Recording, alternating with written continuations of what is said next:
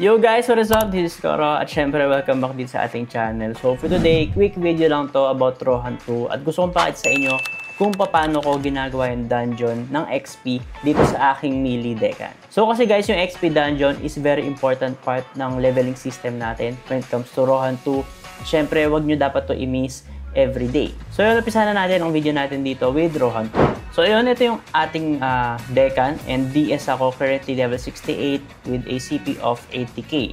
So medyo mababa na to no, sa current CP ko. At yun nga, magpapadami pa ako ng codex kasi medyo mababa pa yung codex ko. Ayan, as you can see. Tapos, next naman natin is yung ibang mga costume. Tatry natin kuhanin. And sana makaano tayo, no? Legend or Mythic. At syempre, mga mounts din. So, yun. Proceed tayo dito sa video natin na dungeon. So, ito yung focus natin. So, punta tayo sa dungeon. Tapos, dito sa XP. So, click lang natin yan. Tapos, pasok tayo sa XP dungeon natin. So, ito siya, guys, no? Meron tayong bridge. Tapos, ito yung gate. Dapat ipoprotect mo siya. So, kapag walang bawas yung ating bridge or I mean yung gate, is meron tayong multiplier, I think times 3. Tapos, depende rin kung gano'ng kadami yung ating mapapatay. So, kapag ka range ka or archer, madali lang to sa'yo. Pero pag melee ka, kailangan i-agree mo sila. Or atakihin mo muna isa-isa. Tapos, off mo muna yung auto mo.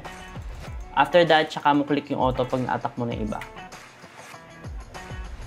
So, and after that, panoorin mo na lang, patayin ng character mo yung mga monsters and make sure na walang lalampas sa'yo kasi guys, pag hindi mo sila inagre or nilure or inatake, lalampasan ka nila at didirekta sila doon sa iyong gate. At syempre, magkakaroon ng bawas yung gate natin at yun nga, yung ating multiplier ng XP is mababawasan din. So, make sure na atakihin mo yung lahat. Medyo mabilis yung iba guys, kaya medyo bilisan mo din. Lalo na pag ganyan, no? Medyo nalalampasan natin siya. I think meron ka ditong isa pang technique na hindi ko masyadong medyo maintindihan na tinuturo ni Boss Gollum, no? Nung nag-livestream ako nung nakaraan sa TikTok. Pwede mo daw gamitin itong scan. Ayan. So, points of interest. I think pwede mo siyang i-auto. So, hindi ko pa sure kung paano to ginagamit.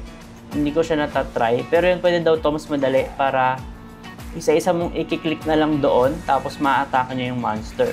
So, kasi madedetect niya doon guys lahat ng monster na nandito sa area mo. So, kiklik mo na lang yung pangalan doon isa-isa. So, hindi ka medyo mahirapan mag-target. So, ako guys, ganito na lang ginagawa ko kasi medyo sanay naman ako dito.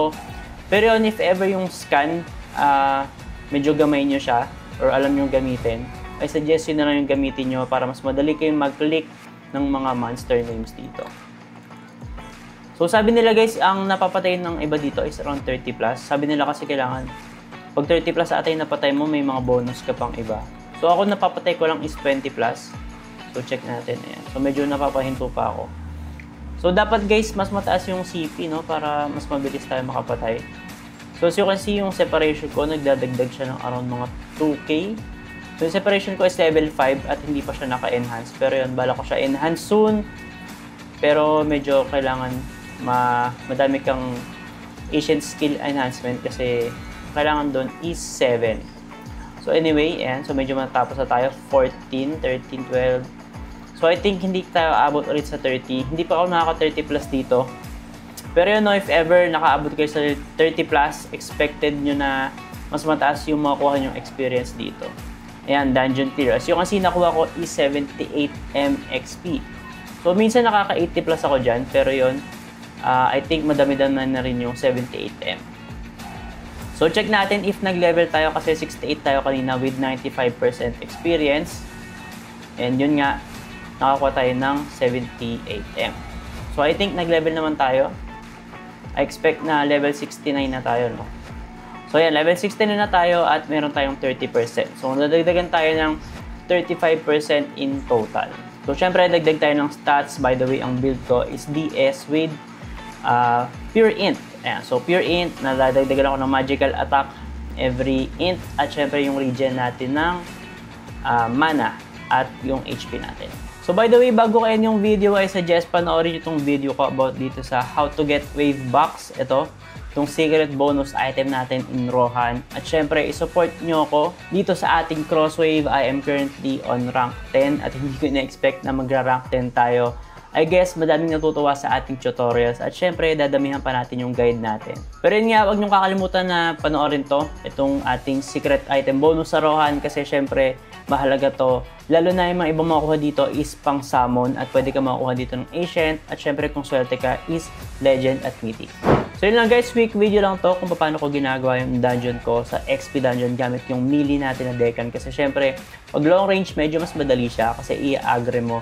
I-click mo lang ng long range ka. And yung sa atin naman, medyo tumatakbo-takbo pa tayo at syempre, dapat walang lumampas sa atin ng monsters. Yun lang guys, if ever may mga suggestions kayo, clarifications, or anything, make sure to comment them down below and I'll try to answer all of them. If ever gusto mo yung mga ganitong content, make sure to follow me and subscribe to all of my social media channels. Lahat ng link natin is nasa description box lang. Yun lang guys, and see you sa ating next video. Ingat!